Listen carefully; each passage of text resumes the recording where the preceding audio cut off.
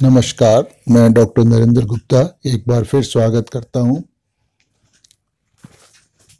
ये लोग जितने भी मेरे वीडियोस होते हैं उनको प्रायः डाउनलोड कर लेते हैं या फिर उनको सीरियल वाइज देखना चाहते हैं। तो उसी संदर्भ में एक दर्शक ने लिखा है, कृपया अपने वीडियो की चैनल में अपलोड करने की तिथि या सीरियल नंबर डालने की व्यवस्था करें। दूसरा तरीका है कि सभी लेक्चरों को सीरियल नंबर दिया जाए जिससे दर्शक उन वीडियो का कोई एक इंडेक्स बना सकें। तो जो वीडियोस होते हैं जब अपलोड किए जाते हैं तो उनमें तो ऑटोमेटिकली कई सिस्टम होते हैं जहां आप भी उसको खुद ही कर सकते हैं। सॉर्ट बाय का एक ऑप्शन होता है जहां आप अपनी मर्जी से sort by length of video, duration of video, date wise, new one first, ऐसे कुछ ऑप्शंस यूट्यूब ने खुद ही दिए हुए हैं। जब आप अपने उस चैनल में जाएंगे सब्सक्राइब करने के बाद तो आप उसको कर सकते हैं।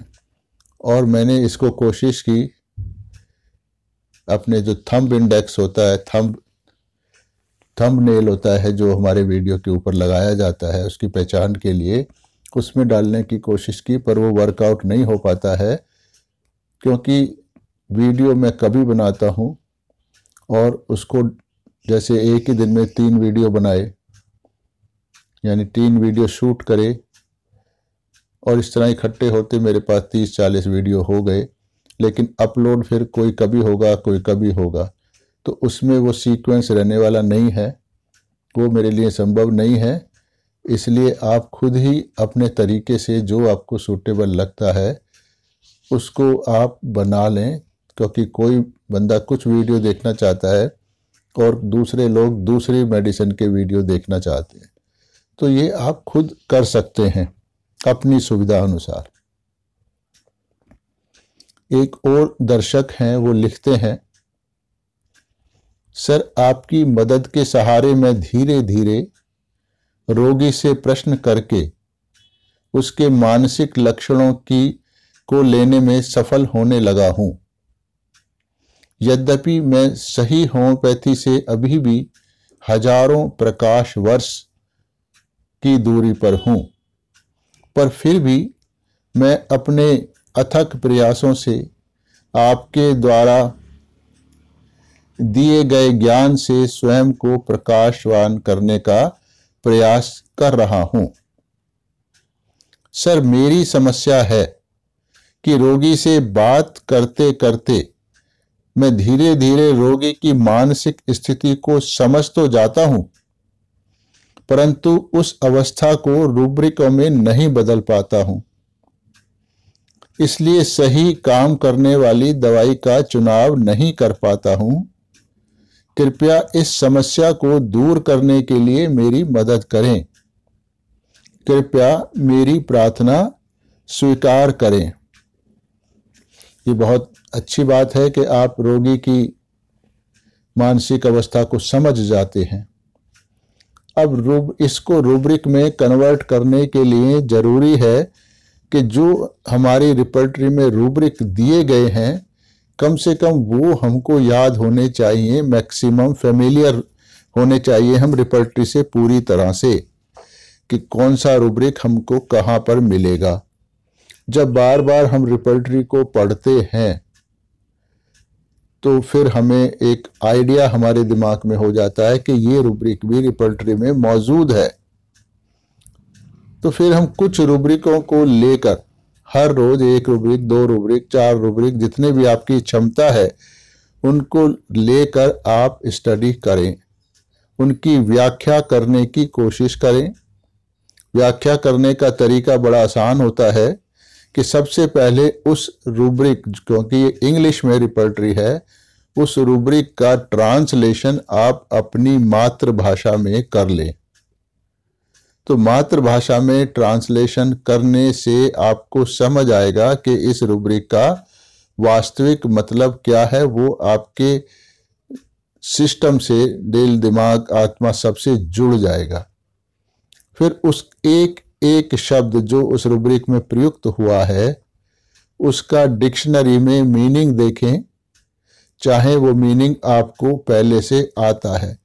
ये श्योरिटी है कि ज़्यादातर शब्दों के अर्थ हम लोगों को आते हैं और हम उनका डेली अपने जीवन में प्रयोग भी करते रहते हैं, पर उस प्रयोग से वो एक अनकॉन्शियस प्रोसेस होती है।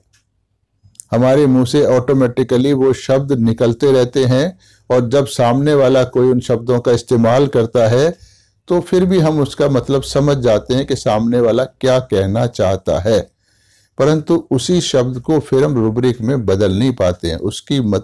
उसकी वजह ये है कि जो अनकॉन्शियस माइंड है हमारा, वो उस शब्द के मेटाफोरिकल मीनिंग को समझता है, क्योंकि असली जो मीनिंग होता है किसी भी शब्द का वो मेटाफोरिक मीनिंग ही होता है, और जो हम डेली भाषा में यूज कर रहे होते हैं वो उसी मेटाफोरिकल मीनिंग का ग्रॉस फॉर्म होता है। तो इसलिए जब आप उस वर्ड को डिक्शनरी में देखेंगे तो 2, 5, 4, 6 डिक्शनरी, बड़ी डिक्शनरी में देखें, उसको पेपर पे लिखें। पेपर पे लिखना जरूरी है, क्योंकि पेपर पे लिख के जब बार बार आप उसको पढ़ेंगे उस शब्द के अर्थ को, जो कि आपको पहले से ही आता है, उसमें दिए गए एग्जाम्पल्स दिए पढ़ेंगे कि ये वर्ड हम इस तरह से डेली जीवन में यूज करते हैं, तो आपको जितनी भी डिक्शनरीज आपने यूज करी हैं 2, 4, 5, 6, तो उन सब में जो जो अर्थ दिए हैं उनकी भाषा अलग होगी, अलग एग्जाम्पल होंगे, परंतु उनमें आप देखोगे कि सभी डिक्शनरी में उस शब्द का एक कॉमन फील आएगा। वो कॉमन फील ही उसका असली मेटाफोरिकल मीनिंग होता है, यानी असली मीनिंग होता है। तो अब उसको कन्वर्ट करें, याद करें हमारे किस मरीज ने कब ऐसा प्रयोग किया था, या जिंदगी में जितने भी लोग उन शब्दों को यूज करते हैं किसने कौन से समय पे किस कॉन्टेस्ट में उसका इस्तेमाल किया था। तो वो फिर आपको जब समझ आएगा तो आप आसानी से दोनों को मैच कर पाएंगे। इसी तरह मैं करता हूँ, यही एक तरीका है। और जितने ज़्यादा से ज़्यादा आप मेरे वीडियो देखेंगे, फिल्म की तरह नहीं, उनको बहुत ज़्यादा ध्यान से, पूरे अटेंशन से, सीखने की गहन इच्छा लेके जब आप वीडियो देखना शुरू करेंगे, सारे काम छोड़कर एक्सक्लूसिवली क्लास की तरह, जैसे कॉलेज में बच्चे क्लास करते हैं, सिंसियर बच्चे जो बिल्कुल सीखना चाहते हैं, उस भावना से जब आप इन वीडियोस को देखेंगे तो धीरे धीरे ये चीज़ें याद होने लगेंगी और फिर आपको रोगी की भाषा को रूब्रिक में बदलना बहुत आसान हो जाएगा।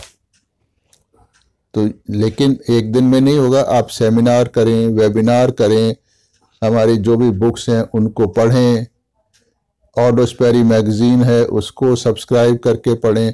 तो आजकल सोर्स बहुत ज़्यादा हैं जिनसे आप सीख सकते हैं, क्योंकि हमको लगभग 40 साल लगे हैं इस अवस्था तक आते आते, तो आप को भी कुछ समय तो लगेगा, लेकिन निश्चित रूप से आप इसमें सफलता पा लेंगे अगर आप इसको वास्तव में सीखना चाहते हैं।